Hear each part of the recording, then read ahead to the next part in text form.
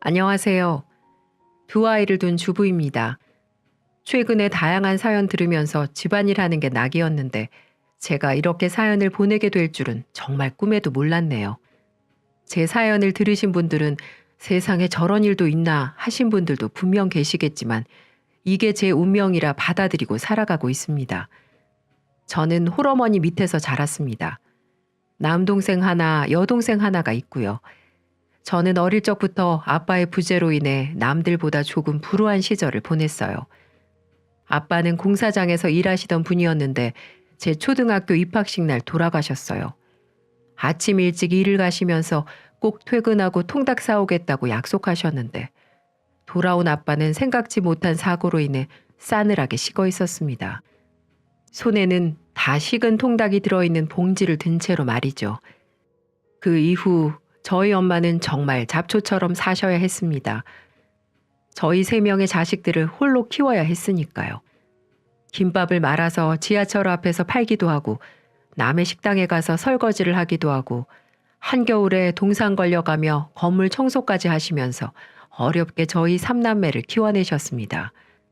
엄마는 몸 상하는 줄도 모르고 그렇게 평생을 일만 하셨죠. 덕분에 저와 동생들은 엄마의 희생 덕분에 성인이 될 때까지 잘 커나갈 수 있었습니다. 하지만 엄마는 그동안 너무 고생을 하신 탓인지 본인 몸도 챙기지 못하시다가 몇 년 전에는 당뇨 판정을 받으셨어요. 자식이 셋이나 있는데 중증 당뇨가 되실 때까지 아무도 눈치채지 못했습니다. 자식들 앞에서 전혀 아픈 내색을 하지 않으셨기 때문이었죠. 그 사이에 엄마의 건강은 점점 더 악화됐고 급기야 다리를 절더니 발바닥에 변형까지 오기 시작했어요. 병원에서는 운동신경에 손상이 와서 그런 거라고 하는데 회복되기는 어렵다는 말을 듣고 얼마나 마음이 아팠는지 모릅니다. 그래서 그때부터 제가 장녀로서 엄마 옆에 딱 붙어서 보살펴드리면서 한동안 살았어요. 하지만 제가 한 남자를 만나 결혼을 하면서 그마저도 얼마 가지 못했습니다. 엄마는 자식들 낳아서 잘 사는 게 부모한테 효도하는 거라면서 망설이는 저를 응원해 주었습니다. 그런 응원 덕분에 무사히 한 가정을 꾸릴 수가 있었어요. 남편은 일반 회사를 다니는 직장인이었는데 연애할 때는 참 성실하고 착하고 듬직한 사람이었습니다. 저희 엄마에게도 장모님, 장모님 하면서 따뜻하게 불러주는 사람이었고 제 동생들에게도 잘 챙겨주는 100점짜리 사위이자 남편이었죠. 이런 남편을 둔 게 제게는 큰 복이라 생각을 했고 저도 아내로서 역할을 다하려고 노력을 했습니다. 하지만 이런 행복은 어느 날부터 무참히 깨지고 말았습니다. 7년이 흐른 후 그때는 제가 둘째까지 낳아서 키우고 있는 상태였는데 남편이 점점 변하기 시작했어요. 집에 들어오면 아이들하고 놀아주지도 않고 그냥 침대에 들어가 피곤하다며 잠을 자기 일쑤였고 집안일도 잘 도와준 사람이 집안일은 나 몰라라 하기 시작했죠. 그뿐만 아니라 한 번, 두 번 외박하는 게 점차 늘어나기 시작했고 말투도 점점 거칠게 변하기 시작했습니다. 당신 요즘 왜 그래? 무슨 일 있어? 왜 자꾸 요즘 안 하던 짓을 해? 그런 거 없어. 집구석만 들어오면 답답해서 그래. 그러니까 집에 있을 때는 나 건들지 마. 건들면 이 지긋지긋한 집구석 안 들어올 테니까. 뭐? 어떻게 당신 그렇게 말을 할 수가 있어? 남편은 그렇게 말하고는 저와의 대화조차도 하지 않으려고 하더군요. 왜 이러는지 알 수가 없어 답답했지만 얼마 후 남편이 왜 그러는지 알 수가 있었습니다. 그건 바로 남편이 주식을 하고 있다는 걸 알 수 있었어요. 주식을 해 돈을 따면 기분이 좋아 보였고 이른 날에는 안방에서 나와보지도 않더군요. 그 후로는 완전히 주식에 미쳐서 집은 나 몰라라 하기 시작했습니다. 낮엔 회사에서 국내 주식 차트를 보고 밤엔 집에서 해외 주식 차트를 볼 뿐 그 사람에게 저나 아이들은 없는 존재였습니다. 결혼 초만 하더라도 참 성실하고 착하던 사람이었는데 돈이라는 게 사람을 무섭게 바꿔놓더라고요. 애들한테 신경도 안 쓰고 자연스럽게 부부관계도 멀어졌습니다. 여기서 끝났다면 제가 이렇게 사연까지 보내진 않았을 겁니다. 남편은 운이 좋게도 어느 날부터 주식 투자로 성공을 맛보더니 점점 기고만장해져서 저는 물론 저희 친정을 무시하기 시작하더군요. 한 번은 엄마 생신 선물이라고 들고 왔던 게 아직도 기억에 선명합니다. 검은 비닐봉지에 담긴 시장표 속옷 한 벌, 그나마도 늦게 나타나 생신 축하 한마디 없이 무언가를 바닥에 툭 던지더군요. 생신 축하드려요. 거 쓰시는 것보다 훨씬 비싼 걸 테니까 아껴 쓰세요. 그리고는 엄마 집에서 홀랑 나가 집으로 가버렸죠. 엄마는 제 눈치를 살피며 오버스럽게 좋아하시더군요. 아유, 역시 우리 사위가 최고야. 질이 아주 좋네. 이거 봐. 엄마가 레이스 좋아하는 건 또 어떻게 알고 이렇게 레이스 달린 걸 사왔대. 진짜 비싼 건가 보다. 아껴 써야겠어. 웃는 얼굴로 눈치 보는 친정엄마를 보니 눈물이 쏟아질 것만 같아 더 이상 그 자리에 있을 수 없었어요. 그날 저는 만삭의 몸으로 엉엉 울면서 집까지 걸어갔습니다. 너무 자존심이 상하고 엄마한테 미안했거든요. 나 같은 건 버스를 탈 자격도 없다며 그렇게 3시간을 걸어 퉁퉁 부은 발로 집에 도착했을 때 남편은 거실에서 코를 골며 자고 있더군요. 당장 깨워서 한마디 하고 싶었지만 참았습니다. 그래, 실수겠지. 갑자기 큰돈 만지니까 자기도 모르게 바람이 들어서 그렇겠지. 곧 괜찮아지겠지. 그렇게 생각하며 그 사람이 다시 성실한 제 남편으로 돌아오길 기다렸어요. 그런데 돌아오지 않더군요. 아니, 오히려 저희 친정을 무시하는 행태는 더 심해져만 갔습니다. 동생이 저희 집에 놀러 온 어느 날 사건은 결국 터지고 말았어요. 매영, 저 이번에 소개팅 나가는데 용돈 좀 주시면 안 돼요? 옷이 하나도 없어서. 첫 소개팅을 앞둔 제 남동생이 용기 내서 넉살을 부리더군요. 저런 짓도 할 줄 알았나 싶어 피식 웃었는데 그 순간 남편은 제 동생의 뺨을 때렸습니다. 야, 이 그지 같은 새끼야. 옷이 없으면 어디 헌옷 수거함이라도 뒤져서 하나 주워 입어. 돈도 없으면서 무슨 소개팅이야. 너 같은 그지 자식이랑 만나는 여자는 또 무슨 죄냐? 내가 무슨 지 통장인 줄 아나? 어디서 구걸질이야? 저와 동생은 그 자리에서 얼어붙고 말았어요. 당신 지금 뭐 하는 짓이야? 애를 왜 때려? 아니, 니네 집구석은 그지 소굴이냐? 뭐만 하면 돈 타령이야. 하여튼 이래서 없는 집은 안 된다니까. 그러면서 휙 나가버리더군요. 울화가 치밀었어요. 아무리 내가 우스워도 그렇지 아무리 돈 좀 번다고 저렇게까지 사람이 변할 수 있나 싶어 혹시 무슨 정신병이라도 걸린 건 아닌가 싶을 정도였습니다. 그게 끝이냐고요? 그럴 리가요. 제 여동생 상견례 날에도 그 주둥이는 다치질 않더군요. 매제될 사람이 굉장히 선한 사람이었습니다. 상견례 전에 동생이 소개시켜 준다고 해서 한두 번 만났는데 사람도 반듯하고 직업도 초등학교 교사라 탄탄했죠. 집안 자체가 교육자 집안이라 아주 반듯하게 키우신 듯 보였습니다. 그리고 아니나 다를까 상견례 날도 그쪽 부모님은 아주 품이 넘치는 모습으로 단어 선택 하나하나가 고급스러우시더군요. 하하호호 웃으며 덕담이 오고 가고 있는데 내내 똥 씹은 얼굴을 하고 있던 남편이 끼어들었어요. 초등학교 교사, 뭐 그거에서 돈이 좀 되나? 공무원 아무리 철밥통이라 그래도 박봉이잖아. 네? 아, 네. 물론 많진 않지만 그래도 연차가 쌓여서 먹고 살만은 합니다. 부모님 앞에서 난감했던 매제는 어색하게 하하 웃으면서 최대한 돌려 대답하더군요. 제가 다 민망했습니다. 그 입 좀 다물라고 허벅지를 꼬집으려는데 아유, 너도 고생길이 훤하다. 이 그지 같은 집구석에 발들이면 돈 나갈 구석이 천진데 그건 알고 결혼하는 거지? 행여라도 경제권 처제한테 주지 말아라. 밑빠진 독에 물 붓는 거야 그거. 친정으로 얼마를 빼돌릴지 어떻게 알아? 남편은 재밌다는 듯 낄낄대며 웃었지만 그 순간 분위기는 싸늘하게 식어버렸습니다. 저는 너무 창피하고 죄송해 울먹거리며 남편을 데리고 그 자리에서 빠져나왔어요. 이 일로 제 동생은 파혼 위기까지 갔습니다. 다행히 매제될 사람이 부모님을 설득해 결혼에 성공하긴 했지만 제 동생은 평생 그날을 허물로 짊어지고 살아가야 할 거란 사실에 마음이 너무 아팠습니다. 사위가 처가를 챙기는 게, 결혼한 딸이 친정을 챙기는 게 그렇게 잘못인가요? 물론 엄마 혼자 고생하시는 게 너무 안쓰러워서 엄마한테 매달 용돈을 조금 드리긴 했어요. 하지만 시댁에는 매달 50만 원씩, 저희 엄마는 매달 20만 원씩 드렸으니 반도 안 되는 금액이었고, 그마저도 엄마가 한사코 사양하셔서 드린 달보다 못 드린 달이 더 많을 정도였죠. 병원 가실 때 병원비 몇 번 내드리고, 당뇨에 좋다는 영양제 몇 번 사드리고, 생신 때 맛있는 곳에서 밥 한 끼 사드리는 게 그렇게 잘못된 건가요? 거지라는 소리 들을 만큼 제가 잘못했나요, 정말? 마누라가 예쁘면 처갓집 말뚝에 절을 한다던데 제가 우습게 보였던 걸까요? 그날 정말 대판 싸웠어요. 당신, 제발 그 입 좀 어떻게 할 수 없어?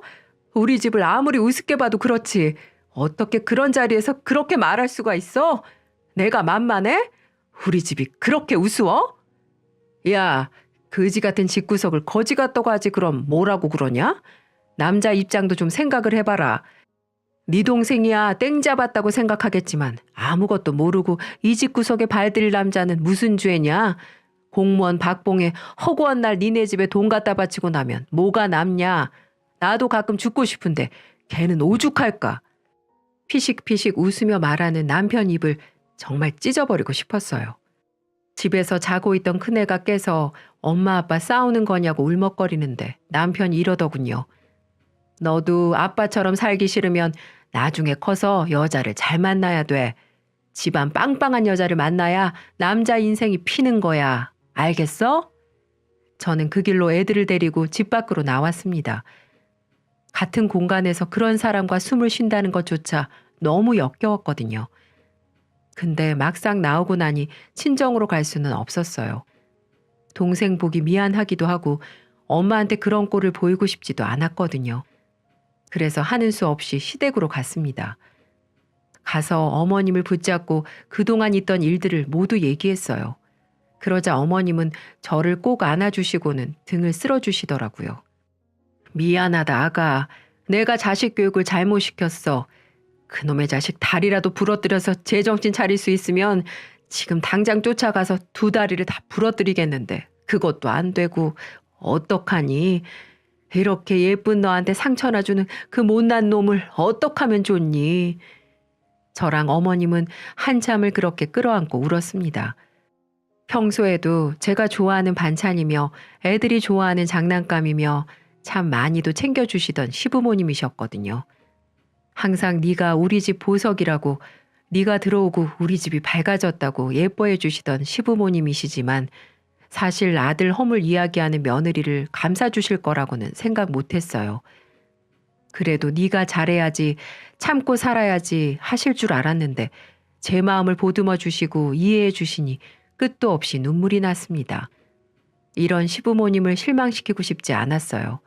그래서 한 번 더 참고 살아보기로 마음먹었습니다. 그런데 그런 저의 다짐이 무색하게 얼마 가지 않아 또다시 사건이 터지고 말았습니다. 여느 때와 같이 남편은 출근하고 애들도 학원에 가서 평화로운 시간을 보내고 있었죠. 대청소를 해볼까 이불 빨래를 할까 고민하던 제게 전화 한 통이 걸려왔어요. 친정엄마더군요. 엄마 웬일로 먼저 전화를 다 했어? 무슨 일 있어? 아이고 내가 서러워서 살 수가 없다. 늙으면 죽어야지. 저승사자는 나 안 데려가고 뭐 한다니? 엄마가 그렇게 우는 건 제 평생 처음이었어요. 어린아이처럼 엉엉 우시더군요. 저는 깜짝 놀라 지금 당장 가겠다는 말을 남기고 전화를 끊었습니다. 그리고 곧바로 엄마 집으로 갔어요. 몇 달 동안 못 본 엄마는 그새 더 야위고 늙어 계시더군요. 얼마나 울었는지 옷이 하얗게 소금기로 젖어 있었어요. 엄마, 무슨 일이야? 무슨 일인데 그래? 아니야, 됐어. 너는 모르는 게 나아. 아니, 무슨 일이냐고. 말해봐, 얼른. 자꾸 시선을 피하는 엄마에게 소리를 꽥 질렀어요. 그렇게 마지못해 듣게 된 이야기는 충격적이었습니다. 당뇨로 더 이상 식당 일을 할 수 없었던 엄마는 연금만으로 살기는 조금 벅차셨어요. 그래서 한 푼이라도 벌어보려고 얼마 전부터 폐지를 주워다 파셨다고 했습니다. 그러다가 그날 우연히 식당가 앞에서 제 남편을 마주쳤대요. 엄마는 오랜만에 만난 사위가 반가워서 절뚝거리는 발로 다가가는데 남편은 계속 시선을 피했답니다. 그래서 못 알아본 줄 알고 가까이 가서 인사를 하셨대요. 아유, 김서방, 여기서 다 만나네. 밥은 먹었어? 그 순간 남편의 입에서 나온 말은 인사도 장모를 반가워하는 말도 아니었습니다. 아, 씨발, 쪽팔리게 아는 척하네. 이봐요. 그냥 지나가요. 뭐? 그래, 알겠네. 엄마는 그 말을 듣고 그 자리에서 바로 돌아서셨다고 해요.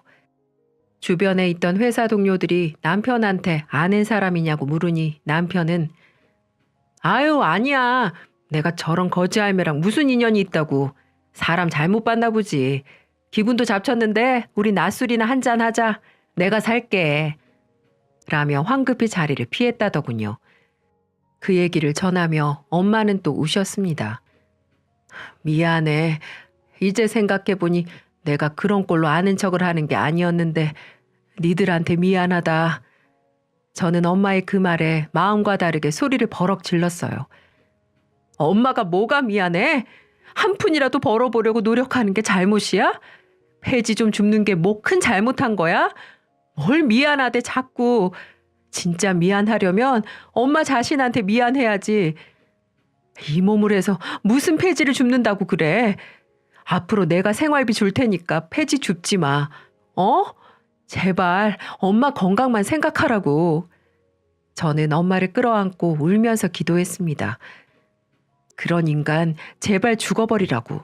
세상에 신이 있다면 내 모든 행복을 뺏어가도 좋으니 그 사람만 죽여달라고 말이죠. 그날부터 전 매일매일을 그렇게 보냈어요.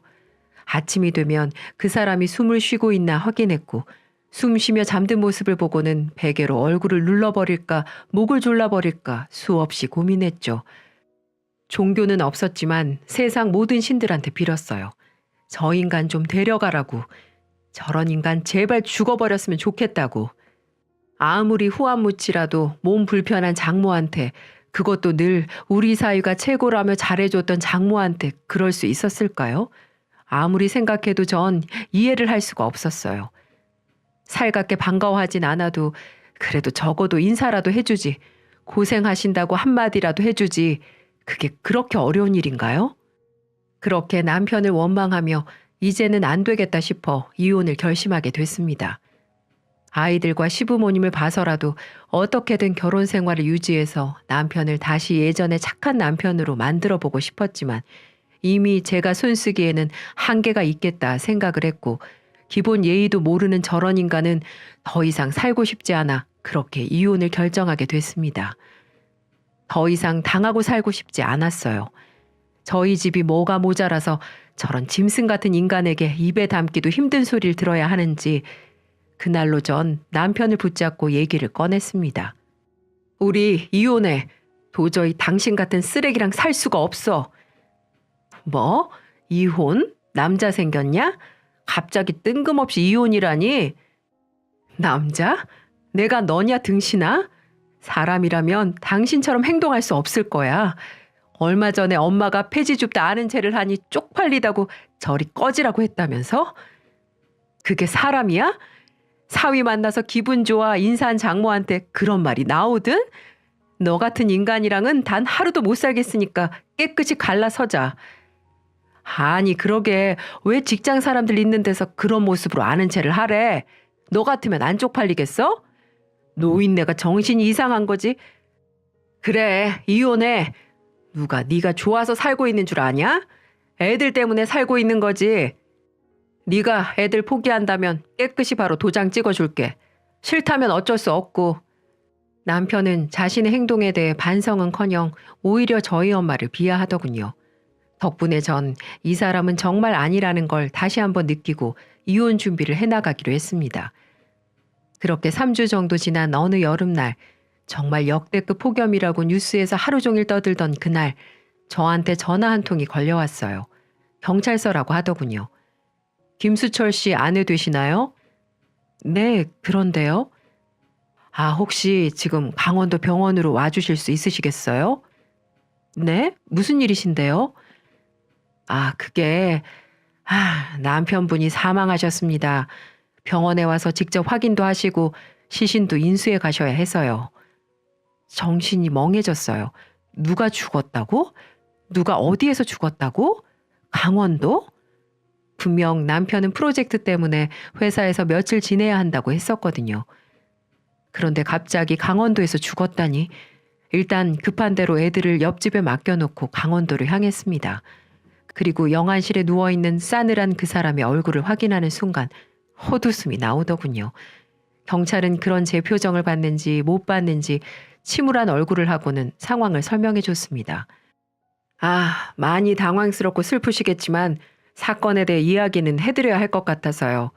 같이 계신 다른 분들 이야기 들어보니 술 드시고 물놀이 하다가 익사하신 것으로 판단됩니다.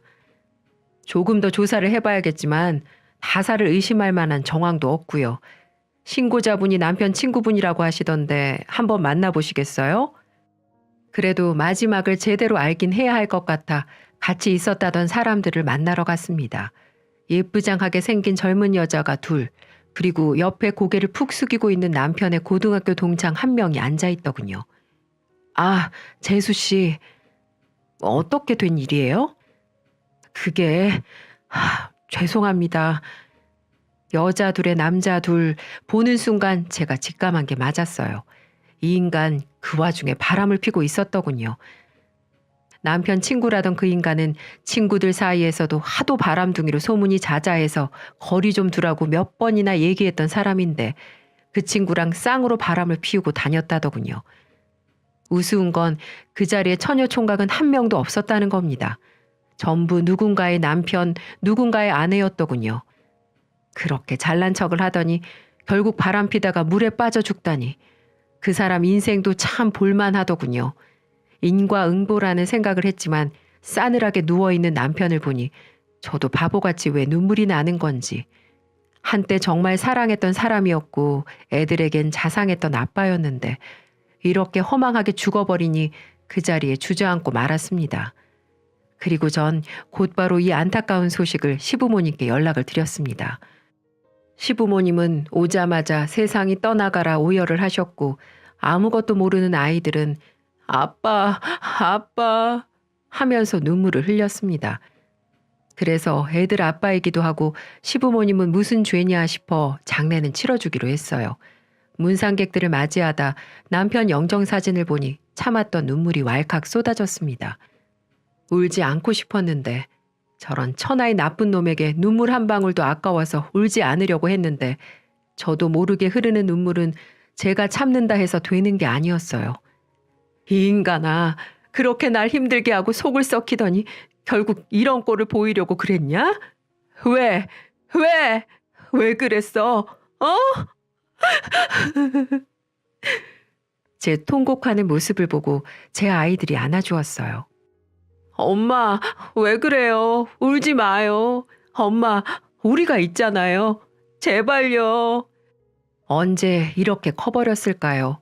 전 우리 아들의 위로를 받으며 정신을 차릴 수가 있었습니다. 그렇게 장례를 마치고 집에 돌아오니 남편의 빈자리가 더욱더 느껴지더군요. 너무나 미웠던 남편이지만 남편이 생전에 남긴 물건들을 보면서 정말 세상을 떠났다는 게 실감이 났습니다. 하지만 언제까지 이러고 있을 수는 없었어요. 제게는 저만 바라보는 아이들이 있었으니까요. 그렇게 전 남편 물건들을 하나씩 정리하기 시작했고 남편 앞으로 남겨진 재산들도 확인하기 시작했습니다. 평소에 남편은 제게 생활비만 조금 갖다 주었지 본인이 얼마를 모았고 어디에 투자를 했고 보험이 얼마나 있는지 말을 하지 않는 사람이었어요. 그렇기 때문에 남편에게 얼마간의 재산이 있는 줄은 알았지만 정확히 어디에 얼마만큼이 있는지 알지는 못했습니다. 재산을 정리하는데 제가 생각했던 것보다 재산이 더 많더군요. 게다가 사망보험금도 빵빵하게 들어있어서 보험금, 연금, 주식에 들어있는 돈, 적금들을 다 더해보니 보험금 받고 재산이 무려 5억이 넘었습니다. 저한텐 매달 100만 원 생활비 주면서 좀 아껴 쓰라고, 친정에 빼돌리지 좀 말라고 그렇게 큰 소리를 치더니 정작 자기는 5억이 넘는 돈을 틀어쥐고 앉아 있었더라고요. 그래도 자식들을 위해서 종신보험을 가입했다는 사실은 아빠로서 가장의 역할을 한때는 하려고 했었던 사람인데 너무 안타깝고 마음이 미어졌습니다. 그 이후 전 남편이 남긴 재산 덕분에 애들한테 엄마 노릇도 제대로 할 수 있었어요. 둘째가 가고 싶다던 바이올린 학원도 보내주고 첫째가 갖고 싶다던 피아노도 사주고요. 또 집도 넓은 집으로 이사를 해서 몸이 불편하신 엄마를 집으로 모셨습니다. 반지하에 사시는 엄마가 마음에 항상 걸렸었거든요. 그리고 시부모님은 우리 아이들 할머니 할아버지이기도 하니 저는 가지 못하지만 아이들은 명절 때마다 꼬박꼬박 보내고 있습니다. 매번 아이들을 발에다 줄 때마다 들어와서 밥이라도 먹고 가라고 하시지만 전 그때마다 한사코 거절을 하고 있어요. 왜냐하면 시부모님 얼굴을 보며 밥을 먹으면 눈물이 왈칵 나올 것 같고 마음이 약해질 것만 같거든요. 그래서 저는 가끔 연락을 드리며 안부만 전해드리고 있습니다. 애들도 친할아버지 할머니를 워낙 잘 따르기도 하고 그분들과는 나쁜 기억이 없어서 손주들 보고 싶어 하시니 그렇게 애들만 지금도 보내고 있네요. 여전히 저희 어머니는 저희 집에 반찬들을 보내주고 계십니다. 그렇게 하지 말라고 해도 귀엽고 보내주시는데 아마도 어머님은 우리 아이들이랑 내가 재혼이라도 한다면 영영 이별이라도 하실까봐 미리미리 할머니 사랑을 주시는 게 아닌가 싶네요. 그리고 남들은 저희 사정을 모르니 저를 안쓰럽게만 봅니다. 남편이 그렇게 돼서 힘들겠다, 힘내라며 응원의 말을 전해주곤 하는데요. 사실 전 지금은 굉장히 행복하게 잘 살고 있어요. 누가 보면 나쁜 년이라고 욕을 하실 분도 계시겠지만 누구 눈치 볼 필요도 없고 우리 집 무시하는 사람도 없고 아이들 챙기면서 엄마 건강 챙기면서 사는 이 삶이 전 너무 좋습니다. 친구들은 빨리 재혼하라고 사람으로 얻은 상처는 사람으로 치유받아야 한다고들 하는데 아직은 그럴 생각이 없습니다. 아마도 저는 평생 혼자 살지 않을까 싶어요. 남자라면 이제 정말 지긋지긋하거든요. 좋은 사람을 만나 알아가고 사랑하는 게 지치기도 하고요. 또 전 남편처럼 변하지 말라는 법 없잖아요. 그 사람도 처음엔 정말 성실하고 다정한 사람이었던 것처럼 지금 나한테 잘해주는 사람이라 할지라도 언제든 변할 수 있다고 생각하니 소름이 끼쳐서 결혼 같은 건 2번 다시 하고 싶지 않아요. 애들도 아빠를 별로 찾지 않습니다. 얼마나 애들한테 소홀했으면 한순간에 사라진 아빠를 찾지도 않네요. 아이들도 지금이 좋다고 합니다. 맨날 화내는 아빠가 없어서 마음이 너무 편하다고요. 역시 사람은 사라지고 난 뒤에야 그 사람이 어떻게 살아왔는지 비로소 알게 되는 것 같습니다. 죽고 나서 자기 자식한테도 외면받는 그 사람은 지금쯤 어떤 기분일지 궁금하네요. 그래도 돈을 많이 벌어서 좋은지 그거면 정말 다 된 건지 말이죠. 이제라도 우리 3식구, 아니 엄마까지 4식구 오순도순 잘 살아보려고 합니다. 누군가는 저를 손가락질할 수도 있겠죠. 그래도 남편이 죽었는데 어쩜 그럴 수 있냐고. 하지만 저와 같은 일을 겪어보신 분이라면 누구든 이해하실 거예요. 남편이 죽고 나서야 비로소 홀가분해진 제 심정을요. 그런 말이 있더라고요. 곰팡이가 있어서 어둡고 지저분한 게 아니라 어둡고 지저분해서 곰팡이가 생기는 거라고. 그 사람 인생도 마찬가지라고 생각합니다. 저는 그 사람 인생에 곰팡이가 생기면서 그렇게 사람이 변한 건 줄 알았는데 사실은 본성이 그랬던 거였어요. 그러니 성공이라는 달콤한 열매를 맛보고 난 뒤 가면을 벗고 원래대로 돌아간 거겠죠. 저는 꼭 그 사람과 반대로 살아가려고 해요. 다른 사람도 돌아보고 주변도 살펴보면서 그렇게 느긋하게 살아보려고요. 그리고 그 사람을 그만 미워하기로 했어요. 미움이라는 곰팡이가 제 마음에 더 이상 퍼져나가지 않도록 말이에요. 지금까지 긴 사연을 들어주셔서 감사합니다. 아마도 지금 이 순간이 제가 남편을 기억하는 마지막 순간일 겁니다. 앞으로는 잊고 살아가려고 합니다. 그 마지막 순간을 함께 해주셔서 감사합니다. 다들 건강하시고 하루하루 행복한 하루 되시기 바랍니다.